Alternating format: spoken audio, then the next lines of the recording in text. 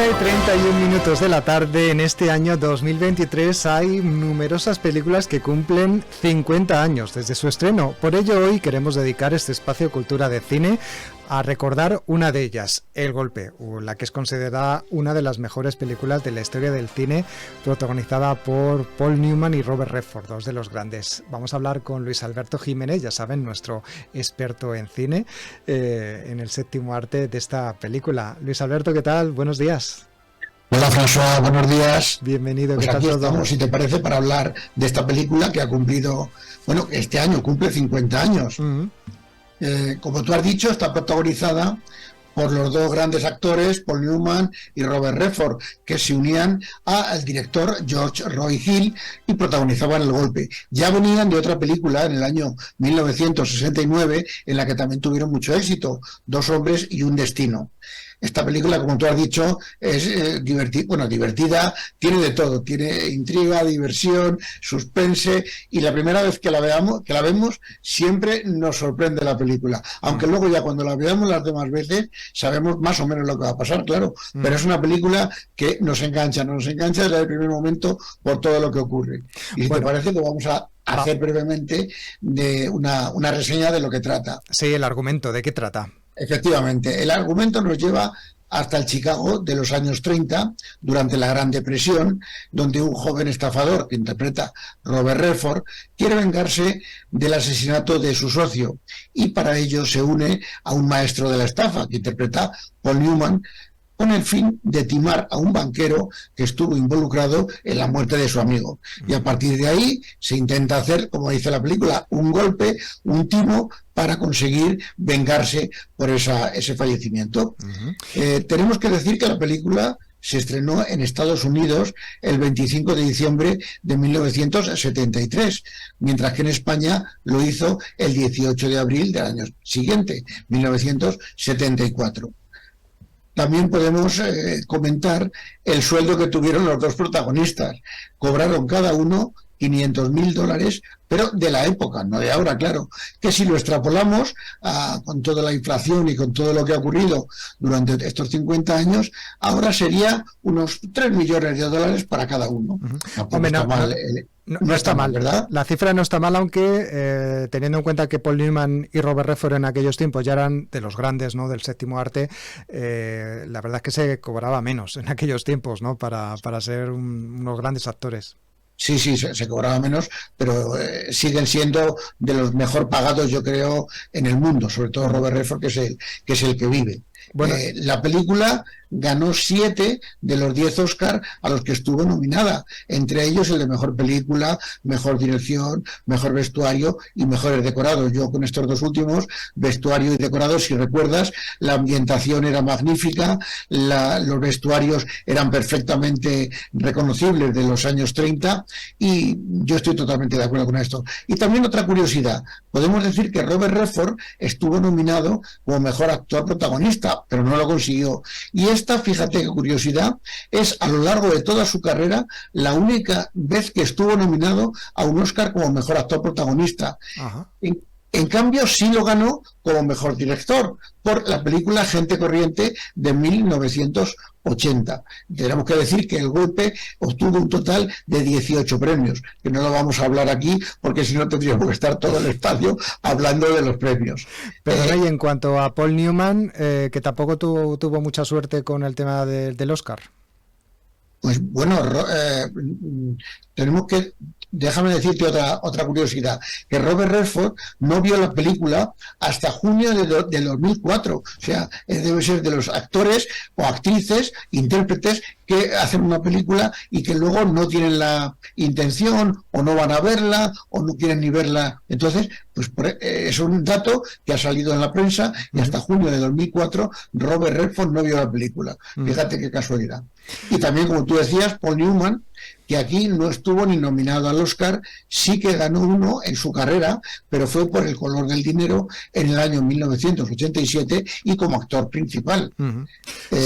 Yo creo que aquí, Luis Alberto, estarás conmigo en que los actores, las actrices que tienen una cierta, bueno, pues prestancia física, que son guapos, guapas, lo tienen más complicado para que les tengan en cuenta su talento interpretativo, porque siempre se fijan en eso. Es igual que el tema de las comedias. Las comedias generalmente nunca están nominadas a los grandes premios. Parece como si te dedicas a la comedia tiene menos importancia que si te dedicas a hacer llorar o al drama o al melodrama o a lo que sea.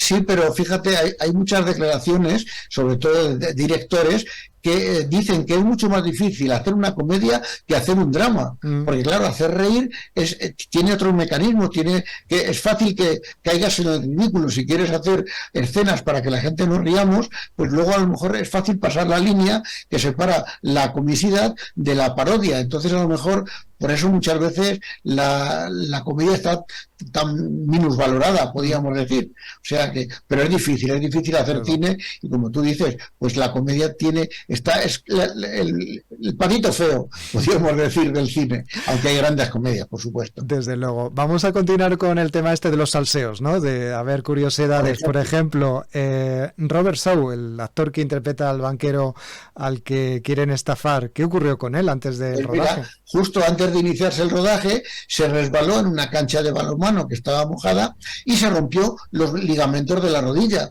Por lo que, para no perder el rodaje que ya estaba programado, tuvo que actuar con un aparato ortopédico que estaba oculto bajo el pantalón. Y ese personaje, si recordamos, los que hayamos visto la película, tiene una cojera característica, y no es porque lo indicara el guión ni porque salió del director, es porque en ese momento estaba con ese problema del ligamento cruzado, y entonces claro, tuvo esa cojera que desde luego le da una seña de identidad que muchas veces pues yo no sabía este dato hasta que ahora le he buscado, y yo siempre recordaba cómo corría, cómo iba con esa cojera en todas las escenas que salía, y ahora he descubierto por qué, fíjate. Pues no era una cuestión de interpretación, ¿no? Sino que ya la llevaba incorporada, ¿no? Desde ese accidente.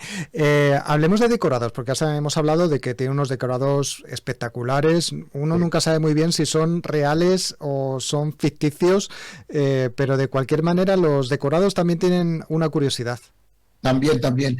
Yo creo que los decorados eran mitad y mitad. Algunos eran en las calles y otros eran en estudio. Pues bien, los de estudio se rodaron en los estudios Universal, y algunas de los decorados se usaron para otras películas. Así, por ejemplo, en el restaurante donde se conocen Redford y Shaw, fue el mismo que posteriormente se rodó la escena de Regreso al Futuro en el año 1985, en que el protagonista conoce a su padre. O sea, eso es un dato que, claro, para no perder, por ejemplo, pues mucho dinero en tener que construir algo, se usa ese decorado, se hacen otros tiros de cámara, se cambia a lo mejor un pequeño detalle para que no parezca exactamente igual, pero hay decorados que se han usado para eso, y quizá algún día hablemos de esto en el espacio.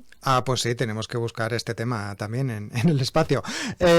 Hablemos de gazapos, porque también, hay algunas cuestiones que han descubierto los amantes del cine que no cuadra un poco con la época. Efectivamente, pues para despedirnos vamos a hablar de dos gazapos. En un maletín que aparece repleto de dinero, con billetes de $100, los billetes que aparecen son modernos y de pequeño tamaño para esa época, pues deberían haber sido mucho más grandes y de un color verde claro. Eso fue un fallo que no tuvieron en cuenta la época en que estaban ambientando la película. Y por último, esto ya es un dato, como tú dices, para los cinéfilos que solo están buscando fallos o detalles o gazapos en una película. En una persecución, al final de una calle, se ve una señal de stop, que claro, toda la conocemos con el fondo rojo, un stop con el fondo rojo, pero es que esas señales rojas no aparecieron hasta el año 1954. Recordemos que la acción, hemos dicho, se sitúa en los años 30, y las señales de stop que había entonces en esos años eran amarillas. y este pues es el último dato, último gazapo que vamos a hablar de la película El Golpe, que como tú has dicho al principio, este año cumple 50 años de su estreno.